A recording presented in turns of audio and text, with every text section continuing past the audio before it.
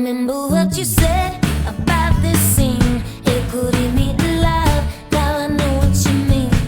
But I see it all like a movie screen, and I just follow.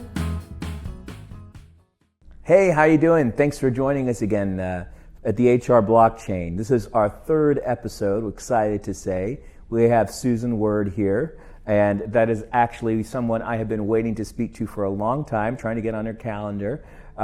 Very well known throughout the HR community here in Austin, Texas. Also doing some consulting on the side for small businesses, large businesses, all businesses, and I will let her give you her pedigree as well, and we'll go from there. Well, Susan, why don't you tell us a little about your background, maybe how you got into HR, and some of the roles you've been in. If you don't mind, give me a little bit about that. I think that our audience will be very interested to learn for those who already don't know who you are. All right, great. Well, so I got into HR actually about 20 years ago. At the time, I was with a startup company that couldn't have, trying to keep the costs down, so we kept the support personnel down. So I added to my general foreman hat as being the production and inventory control and shipping manager, and added the HR role at the same time. And my whole business up to that point had been in operations management, but always been in the business of managing people. And so it was sort of a natural move to HR during this time frame, and so the people side of it, I had no worries with, but Right. the technical side of HR took a little bit of study and really learning the nuts and bolts. A couple of years later, I found a program at University of Texas here in Austin for an HR master's degree program. Oh, wow. And it's called Masters in Human Resource Development Leadership. We shortened that in an acronym and called it MYRTLE. Oh, I love it. Yeah. Okay. So I got my master's in HR, and with that, have been in HR management ever since. Wow. Been in a number of different companies and industries, from public sector to private sector, cities, utilities, healthcare, and even most recently in a sales company. Right. And I'd love to explore that a little bit more with you, too, in just a moment. You also served, you mentioned, with the Williamson County Human Resource Management Association. Right. And how long were you there, and how did that work out? Well, I've been a member of the Wilco HR Association now since 2001. The intro into it was sheer anxiety on my part of going to work for a city, Yes. a small city, and I knew a lot about HR, but I didn't know very much about public sector at the time. And there were several other HR directors of local cities that were members of Wilco HR. I got so you. I got my introduction into that. But I found that it was such a great platform, supportive, educational, and a great networking a group as well. Right. That it really developed my skills, my confidence, and so I took on the role as the president twice in Wow. that in that organization, and stayed on the board for several years as well. But I thanks for find doing that, that. and I'm still a member today. So I've been a member, consistently since 2001. And Williamson County is just for those who are watching this nationally, that's the north part of Austin, and it's growing like wildfire out there. Right, and right. so, thanks for your service in doing that. We appreciate that as an HR community here in Austin. So, I wanted to kind of you mentioned a few things that struck me. You had been in all different types of capacities of roles, so you have a very wide scope. Right. You've also been a speaker Yeah. Before. Do you mind giving me just some of the broad topics you might have spoken about in the past? Oh, sure. I use that as sort of my give back methods. Okay. So I've spoken with several different organizations on strategic workforce planning and succession planning, and both of those two are sort of my, if you will, bread and butter, just because they look at the overall arching human resources view of any organization and really peel back those layers to come to an area of understanding of what it is that the organization needs to be successful, and then how to go out and find the right people, put them in the right seats, develop them so that they are not just productive today, but that you continue that development through throughout their entire employee life cycle. I think it's critical. When I view companies that are succeeding and failing, and I find a lot of failure in those that probably spend the least amount of time with what you said. Putting them through the programs, putting them through different pieces of learning throughout the process. And if you were going to, lay out a simple format for a company, let's say we have a 50-employee company watching today, right? What would you say, and from a learning, succession, career growth standpoint, what might be a framework that they might want to utilize to get started, at least, put something on paper? Right. The first thing is know what your company is all about. Okay. What is it that drives your company, and what is it that makes your company's culture what it is? So your why, almost. Yeah, absolutely. Okay, gotcha. And then understanding what positions are going to be needed in order for you to take those next steps. It may be backfilling a position, maybe it's an accountant or a frontline employee, or maybe it's a management individual. What are those positions that are really going to be needed to help drive that business? And then beyond that, it's go out and find those people that not only have the skill sets and the abilities to be successful in that role today, but also have the abilities and the aptitude to change, because our environment is changing rapidly every day. And so they have to be able to do the job today, but they have to have the aptitude to do it as the roles change over time. And along with having those skills and abilities, they've got to be able to fit within your organization, because not everybody has the same work styles or the same things that drive them, and so finding those cultures that fit you and those people that fit into your organization's culture really makes a huge difference. So I love that. But and I just think that's a fantastic answer from a practical sense, right? I have talked to a lot of HR leaders, folks that we both know, and it's like, okay, so how do I actually get from that, what I would call almost this chasm that exists? Okay, well, I know what my culture is, I know what the person is. There's a certain amount of risk, obviously, but when you were looking at those traits, just take any of the multiple roles that you've taken. What were some of culturally? You had the why, and then you have your employee, right? Are we just looking for cross sections of those, or is it interview questions? What is it that really puts that together, in your opinion? Yes, it's a little of all of it. There's some quantitative and there's some qualitative, right? Ways to look at things. So, quantitatively, if there is specific education that's absolutely required, then certainly have to have that. Engineers, for example, have to have a certain amount of education.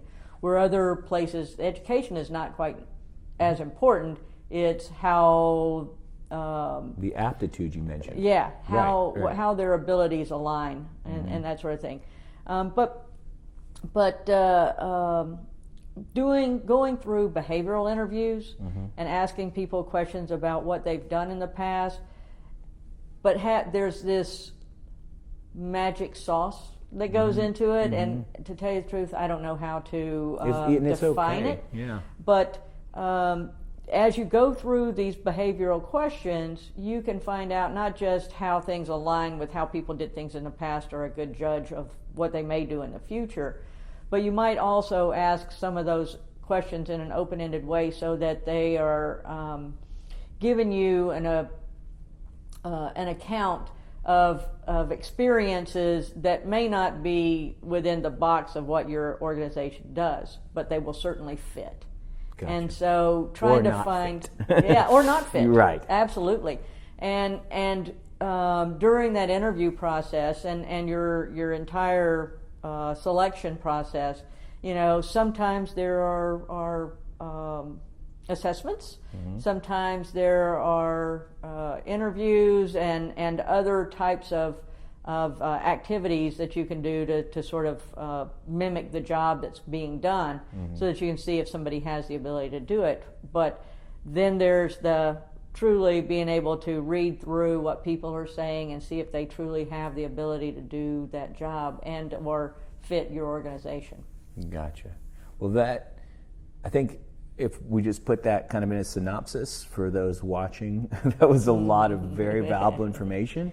I would rewind that. I would take some notes on that. What I'm hearing is behavioral interviewing going on for specific positions, but at the same time, not too boxed, and aligning with the why of the organization, I think is what we've found to be the most critical piece of what we've discussed. So I'm going to take a little dive into maybe your last role and talk a little bit about something that a lot of Austin, and specifically Austin, we have this tech space, and I go into, and in fact I read this in another blog you wrote, we go into rooms and they have the ping pong tables and they have all the stuff out, and but then they're hitting the phones and they're marketing Facebook ad space, and they're doing all the things. They're very young. Usually it's a young and high turnover type environment, if you will, right? And that's and recently you were in a sales environment, right? Right. Which I've experienced most of my life, and in the HR world that I exist in, and so I'd like to kind of have an idea, because HR and sales is an interaction that only comes up when I hear about it, when it's like someone passed out on the floor at a conference. Does that make sense? Right. A sales conference, right. Or but there are things that are beyond the funny part, right? That you and I laugh about. Yeah. There's things going on right now. There's like the Me Too movement. There's a lot of issues with diversity going on. That you might have seen when Angela and I spoke. There are a multitude of issues going on. Working remotely from home is one of these things that happens. So coming from this this HR background, what do you think you learned from that experience, from the HR leader of a sales organization? Wow, that's a loaded question. It is a loaded question. I'm sorry, I don't mean to. Okay. I don't know. No, it's it's also for my benefit, by the way. Right. So my last organization was truly an inside sales. Okay. So we had people that were essentially on the phone. I like to say smiling and dialing. Yeah. Right. Yep. And we had different layers of the types of sales that they did. Some were much more transactional sales that, over the course of maybe 1 to 2 or 3 conversations with a client or a potential client, they would be able to close a sale, whereas some other areas of the company was much more of a consultative sale, and so it took much longer and brought more people into the fray. The thing that was extremely enlightening to me, because I hadn't been around that many sales folks before at one time, is one, there's a lot of energy and a lot of, how shall I say, bravado. Yes. Because you have to have a level of confidence and a level of being able to let anything roll off your back, because you get told no a lot more than you get told yes as Yes. a salesperson. But along with that personality type that comes along with, a lot of successful salespeople, there is a performance drive that comes from management that says, you make your quota. You have to make your quota. If you don't make your quota, you're out. Right. And so from an HR perspective, you want to make sure, and it was always a interesting balance to try to help the managers give the best training and the best development that they could so that their people could be successful, but at the same time drive performance so that we were being able to hit those quotas. Right. And it's it typically is a high turnover field anyway, but even more so in certain areas. And so you try to find those ways to temper the turnover by providing, first off, selecting the right people, and then providing them the right training so that they can continue to be successful.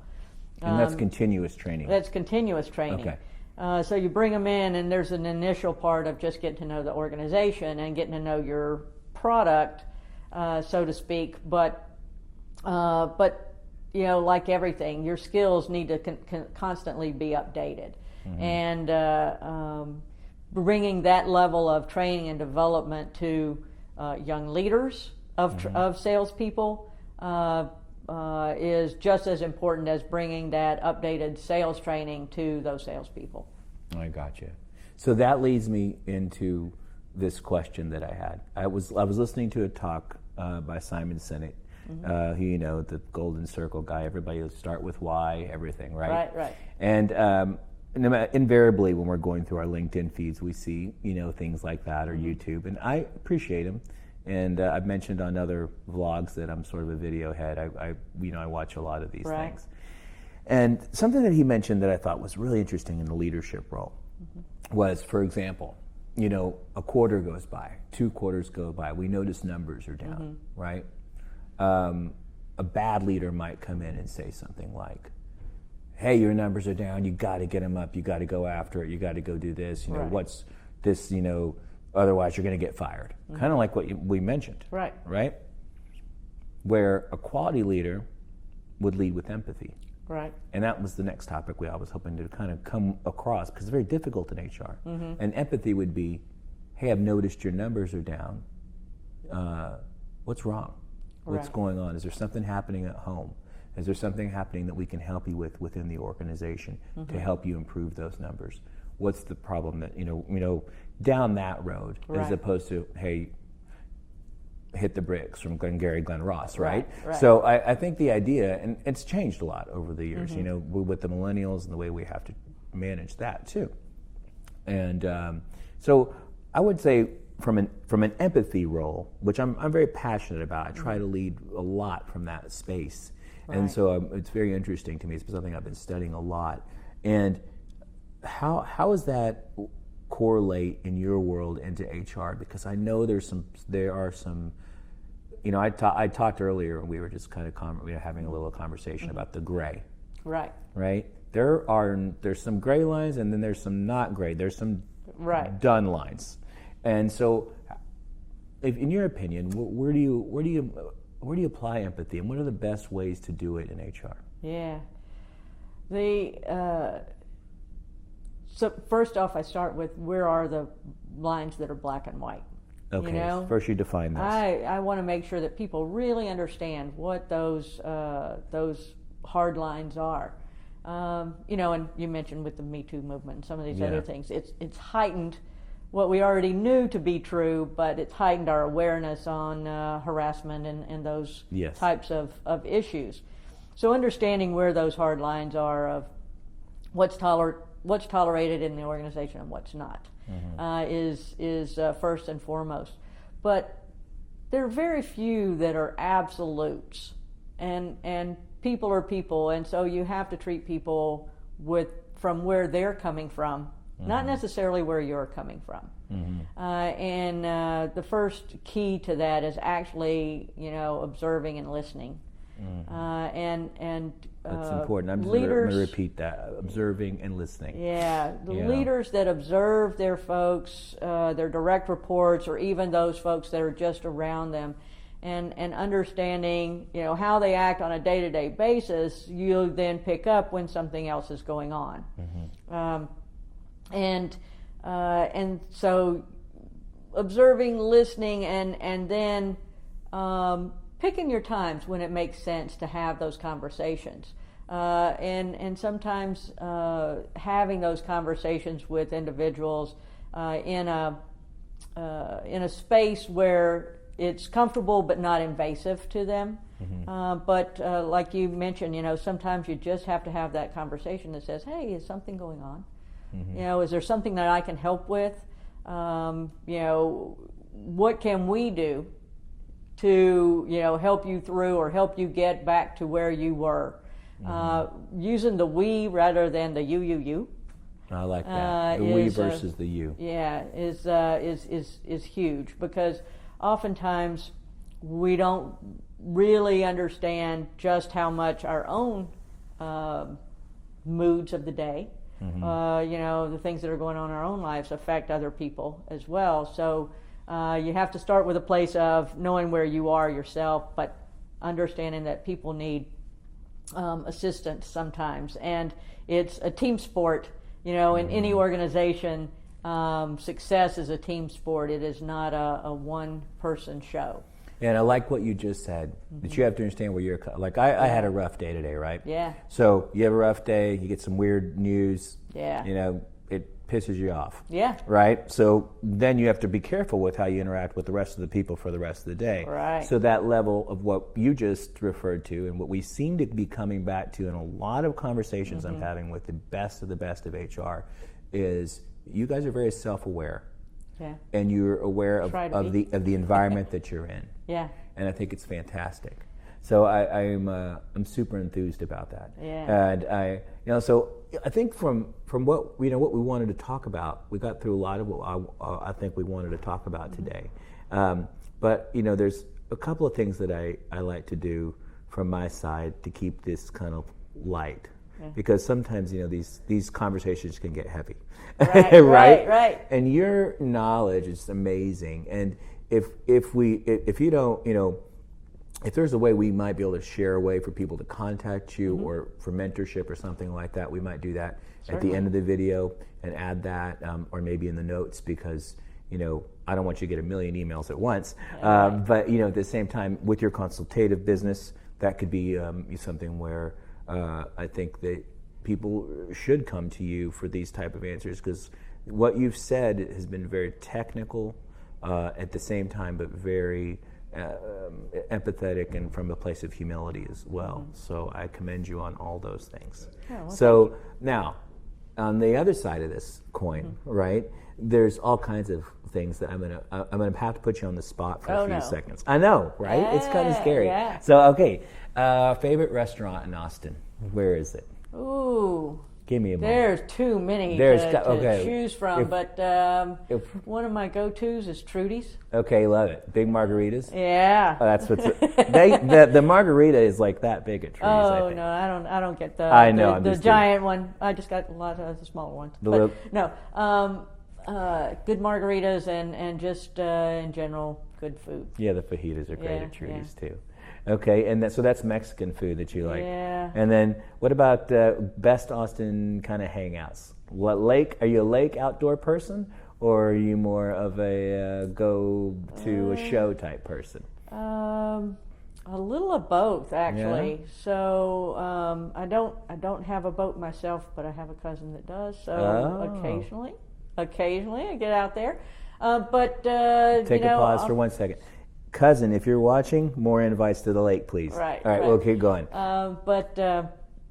You know, I like to have a lot of folks come over to my house and hang out by the pool and just enjoy a really relaxed afternoon. Oh, so you have a pool at the house? Yeah. Okay, so you didn't It's tell me one that of- earlier. Yeah. So, So Leo will be coming over yeah, soon. Tracy and I will be coming by at some point, right? So, and then I always ask this at the end of all or whenever we do this, and I like to think about maybe because it tells me a little bit about a person. I'm a music guy. I'm an Austin guy. I'm a native Austin guy. So I played music. I was in a band. I played very poorly and unsuccessfully, but at the same time, I had a lot of fun. And I do want to mention, by the way, in our intro, Susanna Schofel, who's an amazing artist, has been nice enough to lend us her music for the intro to the HR blockchain. I always meant to mention that. I'm glad we had a chance to. So as we get into music and we do things, give me a song maybe that you connect with. So I have two. You have two. I Okay. have two. I probably have 16, so Yeah, I'm going to try I've got to a bunch, but narrow two it that come down. to my mind. One is a little bit more contemplative, which is Kansas, Point of No Return. Okay. Because I figure, you know, you jump out there and you put yourself out there and don't look back. Just keep on moving. And this is, There we go. so you just keep on moving? Yeah. Put yeah. yourself out there. Put yourself out there. The second one is, A lot of guitar there. yeah, well, I'm a 70s girl. I'm about to get sued. Hold on. Okay, stopped it. Right. Got it. The second one is Be Happy by Pharrell. I mean, that... Isn't Pharrell a cool guy? Yeah. You know, you just can't help but smile and tap your toes to that I one. think he'd be great in HR, by the way. Yeah. And I don't even know if he's on here anymore. So, I think it's just called Happy, isn't it? Oh, yeah. So that's the good part. So we'll go jump into that. Pharrell. And I'm trying to figure out how to spell it. There we go. And this is this guy. There you go. So you got to feel that, right? When it comes on, you do get happy. Yeah. You can't help but smile. Well, I appreciate you. I'm going to take you out with this music. All right. Because it's good. I'm happy. You happy? I'm happy. Ready to move on? Yeah, you got it. All right. Well, listen, Susan, thank you so much. This has been absolutely awesome. Yeah. And I've truly enjoyed it, Leo. yeah, and the bar's right down there. So Excellent. Okay. We'll talk soon.